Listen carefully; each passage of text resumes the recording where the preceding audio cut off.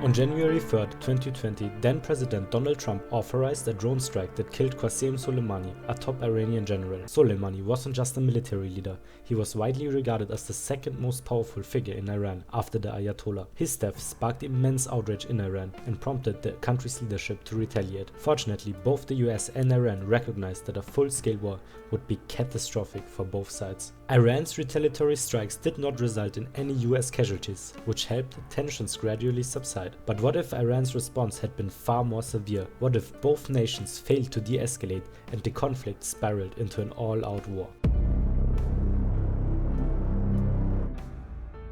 Before we begin, I want to thank Chief Officer Henry Wild 6556 for suggesting this scenario. Also, don't forget to subscribe. Please note that this video is not intended to promote or glorify any form of violence. Iran's leadership had no choice but to retaliate. Allowing the US to eliminate one of their top figures without a response would have made them appear weak, risking both their honor and their credibility as a deterrent. After all, if they didn't push back, what would prevent the US or other countries from doing the same in the future? It's a bit like middle school. If someone pushes you and you don't stand your ground, they're not likely to stop. In fact, others might start joining in. Iran couldn't afford to be seen as passive on the global stage. At the same time, their leaders understood they couldn't respond too aggressively. If you push back too hard against someone much stronger than you, you'll likely face serious consequences. Iran needed to strike a balance, responding just enough to maintain their image without provoking an even stronger US reaction. However, finding that balance is one of the most difficult challenges in international relations. Many nations throughout history have failed to do so, leading to countless wars. Now imagine if Iran's leadership had been angrier or more impulsive in their response. They could have escalated the situation, forcing the US into a similar dilemma, either back down or retaliate even more forcefully. You can see how quickly things could have spiraled out of control, possibly leading to a full-scale war. But how exactly could this have played out in 2020? How close were we to a US-Iran war? And those memes about World War III, was there any truth to them, or was it just sensationalized fear? First of all, before we dive into this scenario, I want to briefly answer the following question. How likely was a full-scale war between the US and Iran in 2020? It might not have seemed like it, but neither the US nor Iran sought an all-out conflict at the time. Iran knew that their military was no match for the US, and the Trump administration was cautious about starting another prolonged Middle Eastern war after Iraq and Afghanistan. However, both nations did engage in very aggressive rhetoric, and even a fairly small diplomatic mistake could have sparked an unstoppable spiral.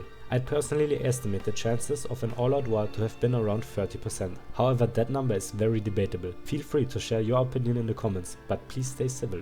Now let us focus on what a more aggressive Iranian response could have looked like. Iran actually had three main options. First, they could target American forces directly. A missile strike on a US military base in Iraq, resulting in American casualties, would send a very strong message. This is basically what they did in our timeline, but they avoided attacking American troops directly, instead just destroying military infrastructure. Secondly, they could conduct asymmetrical warfare via one of their proxies. Iranian proxies within Iraq, Syria or Yemen could orchestrate an attack on US positions or diplomatic sites. They might try to attack a US embassy in a similar style to the Benghazi attacks in Libya 8 years earlier. Or finally, they could target major oil infrastructure in the region, like Saudi Aramco or key pipelines. This would target American allies, forcing Washington to respond if they want to keep their alliances strong. Since Iran already kind of went with option 1 in our time, I let them do the same in this scenario. Based on Iran's history, I also think that it's most fitting option. So now Iran launches a missile strike on the Al-Assad airbase in Iraq, killing around 10 American soldiers. Trump's administration has already shown their willingness to escalate, proven by the fact that they assassinated Soleimani in the first place. 10 dead soldiers are not something the US will just swallow, especially not if it comes from a country like Iran. Trump now quickly moves to reinforce American positions in the region,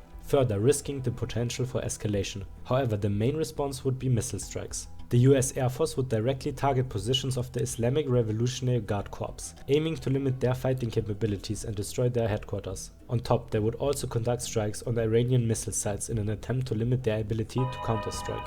Let's put the US counterattack into numbers. I think the US would launch around 100 Tomahawk missiles from various naval bases in the Persian Gulf and Arabian Sea. This would result in about 200 to 300 Iranian military casualties, mostly IRGC members, missile operators and air defense crews. The US would definitely try very hard to avoid civilian casualties to not face global backlash. It is unlikely that the US would manage to assassinate any high-ranking Iranian officials, besides some mid-level IRGC commanders. Now, a harsh Iranian response is basically guaranteed as we enter the fourth stage of escalation. All-out war is very close now, and both the US, Iran and the world know that it's only a matter of time before the two nations go all in. Diplomatic efforts to de-escalate would be rampant, with allied nations on both sides trying to stop their ally, either the US or Iran, from starting a war. However, at this stage it's too late for diplomacy. Too many red lines have been crossed already. Before we dive into how an all-out US-Iran war would play out, I'll quickly cover the final stages of escalation. It's Iran's turn right now, and their response, as I said, would be very harsh. While their missile capabilities are limited now, they would still use their remaining forces to target several US air bases in the region, mainly again the Al Asad Air Base, the Al Udeid Air Base in Qatar,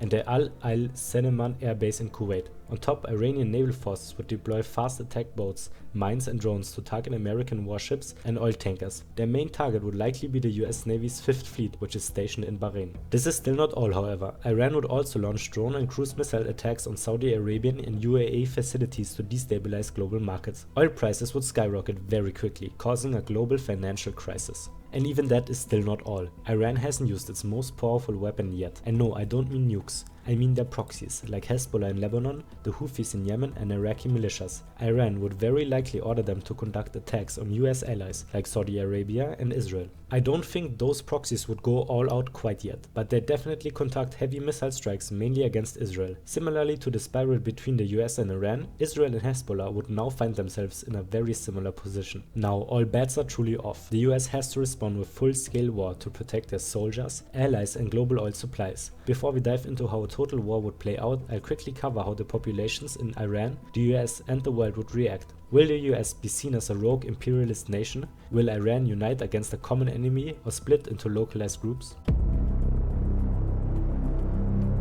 Iran's leadership is very totalitarian and unpopular within Iran. However, nothing unites a nation more than a foreign invasion. Iran would very likely experience a sharp surge in unity and nationalism. However, some minorities in Iran might sense their opportunity to break free, such as the Kurds in the north. In the US, the reaction would be pretty much the opposite. The invasion of Iraq 2 decades earlier was extremely unpopular, even though the US was united in their war on terror. In 2020, the political landscape looks vastly different. Not many people believe that the third time's the charm, and public support for another Middle Eastern war would definitely be quite low. I can imagine that Trump's administration would manage to make some effective propaganda against Iran, but the moment when US casualties rise sharply, which, spoiler alert, they will, public support, even from MAGA fans, will die down. On the world stage, hatred towards America and especially Trump will quickly become mainstream. Especially Arab and Muslim communities would vocally support Iran very strongly. Nations with more liberal governments would likely try to politically distance themselves from the US and Trump. This could be a chance for the European Union to finally break free from US reliance. However, as they haven't done so in our timeline, I don't think they'd manage to do here. Still, the US is definitely unanimously viewed as a very imperialist, aggressive nation, and not as the global police. Many NATO members would be very hesitant to send strong military aid to help America, in fear of their populations becoming outraged. As we've seen during the invasion of Iraq, even if massive protests would break out, it wouldn't drive the US to pull out. However, these protests might be a chance for the US population to overcome their incredible polarization and start coming to closer terms with each other. Anyway, even if they didn't, I'm very certain that Trump's approval at the beginning of the invasion would be the lowest in US history. Nobody right now is expecting that he has any chance of winning the election this year. However, if the US successfully manages to defeat Iran and topple their totalitarian regime, he might have a shot. The US didn't manage to stabilize Iraq or secure Afghanistan, so is the idea of defeating Iran nothing more than a dream?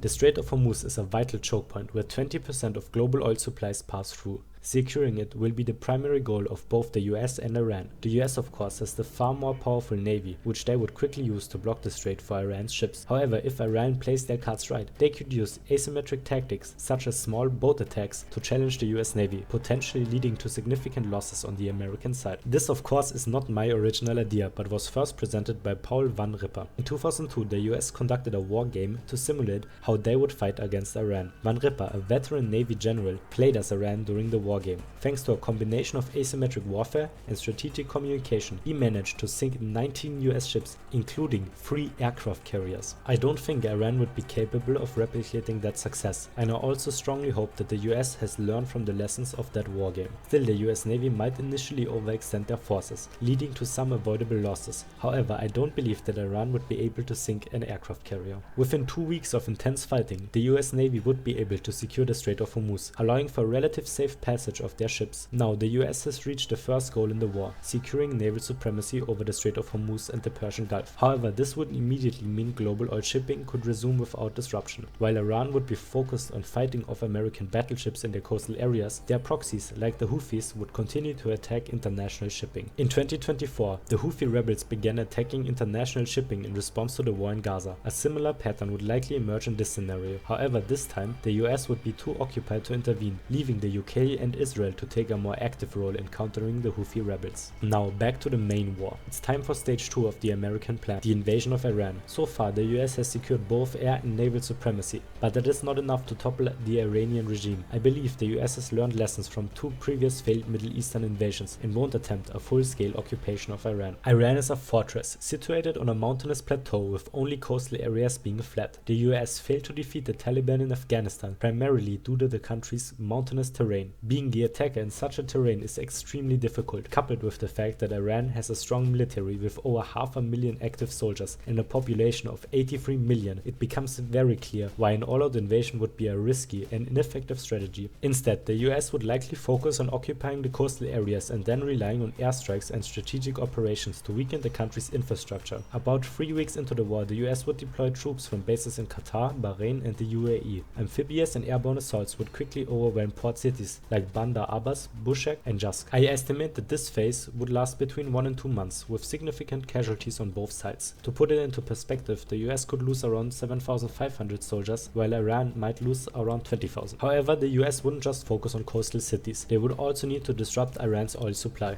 To do so, they would launch operations from bases in Iraq. This invasion would be complicated as Iranian proxies in Iraq would challenge American troops, leading to additional casualties on both sides. Several US battalions would begin operations to capture the cities of Avaz and Abadan, which are crucial to Iran's oil economy. I estimate that the capture of these cities would take a similar amount of time and result in casualties similar to those incurred during the coastal city assault. So by around 2 months into the war, the US would likely have achieved these objectives. The American casualties are very high, especially when compared to Iraq and Afghanistan, which would further anger the population. Donald Trump is in a very difficult position now. He of course wants to win the election, which is fast approaching, but his popularity is truly low. The combination of the pressure from the approaching election and the perceived strategic victories, even with high casualties, would likely push him to commit a full-scale invasion. At this point, it's all or nothing for him. Either a win in Iran and win the election, or nothing at all. The original American strategy was to force Iran to the negotiation table once the port and oil cities are captured. However, I'd estimate that Trump, under immense pressure, would order a change of that strategy around April or May of 2020. He orders the US military to now fully commit and to capture Tehran.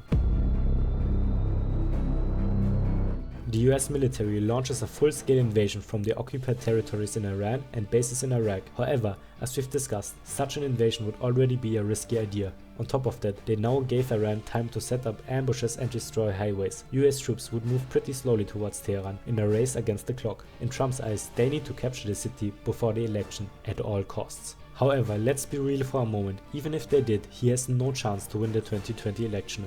I think in this scenario, he might actually try to intervene in the election process even more. However, that's another scenario. In this scenario, I do think that the US military would be able to capture Tehran around June or July before the election. But it wouldn't save Trump's face, the opposite actually. He committed to the war, which led to around 25,000 US casualties until the capture of Tehran. And what has it brought him? Virtually nothing. Iran, now more united than ever, would continue to fight a guerrilla-style war, leading to further casualties, destruction and instability. Even with the capture of Tehran, an end to the war is nowhere in sight. By the time the election happens in November, around 30,000 US soldiers have died in Iran. Just for comparison, in both Iraq and Afghanistan combined, 6,783 soldiers died. You can imagine how enormous the outrage for a number 5 times as high would be. Joe Biden, Trump's rival in 2020, would of course use the war as rhetoric against Trump and would easily win the election, probably even in a landslide. Now with a new president, how will the US strategy change? The Biden administration would, once in power, try to walk a fine line between de-escalation and maintaining US interests and credibility. One of their first steps would be to freeze any plans for further territorial expansion. So basically he would stop the army from invading deeper into Iran. Instead he would focus on consolidating already made gains. Another priority would be to rebuild relationships with strained strategic partners, mainly NATO members and the EU. Many European nations would be pretty critical of the US by this point, as the war has caused them economic hardship without a clear justification. Especially nations like Germany would view the US as unjust. Throughout the first quarter of 2021, under Biden, the war would quiet down a bit, as the US is not invading Iran further, instead just fighting insurgents and guerrilla fighters in the occupied territories. Around April of 2021, Biden begins to push for ceasefire negotiations through intermediates like Switzerland and Oman. He is willing to withdraw US troops in exchange for Iranian concessions. These concessions would mainly include the total dismantlement of the Iranian nuclear and missile programs. I don't think Iran would agree to those immediately, especially given one factor I've not mentioned yet. Both Russia and China are supporting the Iranian war effort. Russia more directly by sending weapons and equipment, and China more indirectly by helping Iran circumvent US sanctions. However, sooner or later, Iran would have no choice but to agree with Biden's terms. Around June 2021, both nations finally agree on a ceasefire deal, which includes 1. The dismantlement of all Iranian nuclear and missile programs. 2. Iran cutting off any ties with their militant groups. 3. Iran joining a new version of the Iran nuclear deal to ensure they won't develop any nuclear weapons in the future. And finally, the US withdrawing from their occupied territories, with UN peacekeeping soldiers aiding Iran against possible threats from rogue groups. Biden would present this peace deal as a clear US win, and the majority of the population would probably agree with him, at least initially. Iran would still be a shattered nation, terrorism in the Middle East and the world would be at an all-time high, Israel would most likely still be in a war with Hezbollah, Hamas and others, and the US reputation on the global stage is still very tainted. However, I do think that Biden would be able to successfully blame much of that on Trump. In this timeline, the Republicans would really need to reinvent themselves if they want any chance to win in 2024. Trump would be viewed as the worst modern president pretty much unanimously, while Biden would be widely praised, although that praise would sink again once he fails to stop the Russian invasion of Ukraine and gas prices don't fall drastically. Unironically, I think in this timeline the US population would be more united and less polarized than they are today. And to answer one question from the beginning of the video, yeah, the memes about World War III in our time were nothing more than sensationalism. Besides this question, I've left many unanswered, because going into every detail would turn this video into a 10-hour speculation fest. However, feel free to discuss in the comments how certain things might play out, like would the Republicans be able to reinvent themselves and get rid of Trump's damage? Could Biden win in 2024 even with his age? What does a post-war Iran look like? How could Europe manage their mistrust against the US? I'll try my best to engage in every discussion in the comments, as long as it stays respectful. If you enjoyed the video, please like and subscribe, as that helps my channel a lot. If you're hungry for more alternate history videos, you can check out the ones on screen. On the left is a scenario about how a successful Russian invasion of Ukraine could lead to World War III. The right one is part 1 of a series where the January 6th Capitol breach leads to a civil war.